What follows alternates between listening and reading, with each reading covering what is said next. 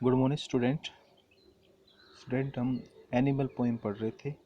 कल हमने 2 स्टैंजा जो है पढ़ लिए थे कि कैसे जो व्यक्ति है और जो जानवर है उसकी तुलना की गई है कि व्यक्ति है वो स्वार्थी रहता है, वो अपने दुखों पर पश्चाताप करता है, रोता है और एक दूसरे की शिकायत भी करता है।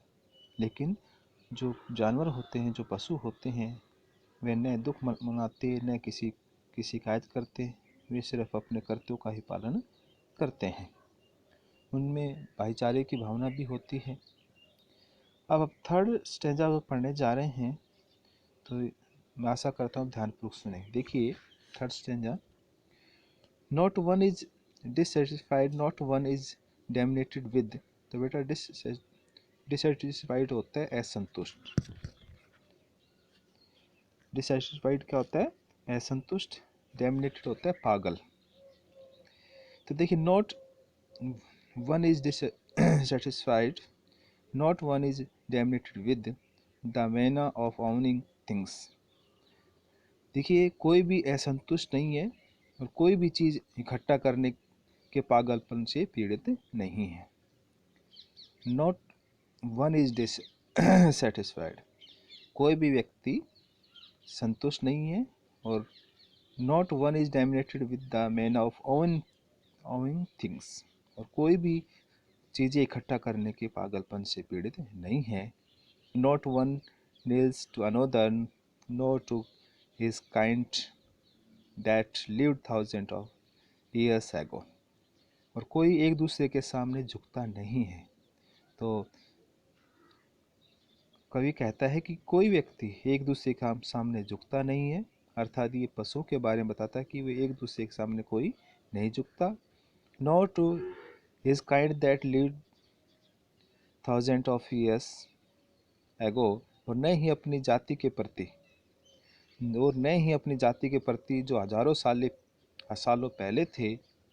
नॉट वन इज रेस्पेक्टेबल और unhappy over the whole earth.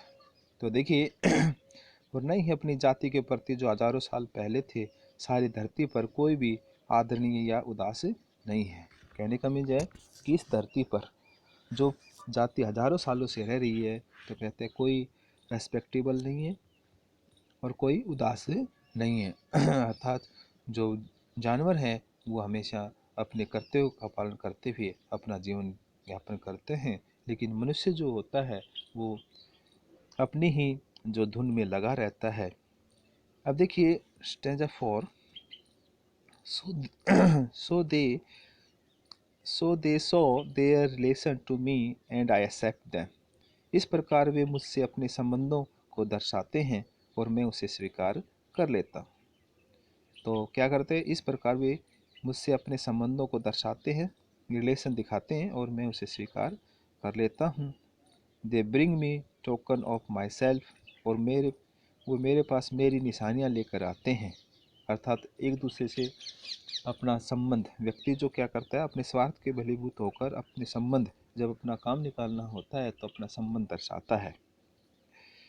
They evince them plaining in the position होता है बेटा किसी के अधीन होना, और वे इन्हें स्पष्ट रूप से अपने पास दर्शाते हैं। I wonder where they get their token, और मुझे हैरानी होती है कि ये निशानी उन्हें कहाँ से मिली। अर्थात ये जो रिलेशन दिखाते, कहते ये निशानियाँ जो वे दिखाते हैं वो मुझे कहाँ से लिखी, कहाँ से मिली। Did I pass that way all times ago and negligence drop them. और कहते हैं क्या मैं बहुत पहले इन्हीं से पैदा हुआ था और मैंने उन निशानियों को बेपरवाह से टाल दिया था। फिर सुनो, मुझे हैरानी होती है कि ये निशानियाँ उन्हें कहाँ से मिली। क्या मैं बहुत पहले इन्हीं में से पैदा हुआ था और मैंने उन निशानियों को बेपरवाह से या लापरवाही से टाल दिया था। तो स्टूडेंट्स, आपने देखा कि कैसे कवि इस पोयम में पशु और मनुष्य के बारे में, उनके गुणों की विशेषताओं के बारे में बताया है कि कैसे पशु के बीच जो मनुष्य रहता है तो क्योंकि वे शांत और आत्मविश्वास से परिपूर्ण होते हैं, तो जो कवि है वो व्यक्ति की बजाय पशुओं के साथ रहना पसंद करता है कि वो शांत रहते हैं, वो अपने दुखों पर कोई नाराज़गी नहीं जताते, न रोते हैं, वो सिर्फ अपने काम पर ही विश्वास रखते हैं। तो स्टूडेंट, आज हमने ये पोइम है कंप्लीट कर ली। तो मैं आशा करता हूँ कि आप ध्यानपूर्वक इसको सुनेंगे, आगे इसके हम क्वेश्चन करेंगे। Thank you.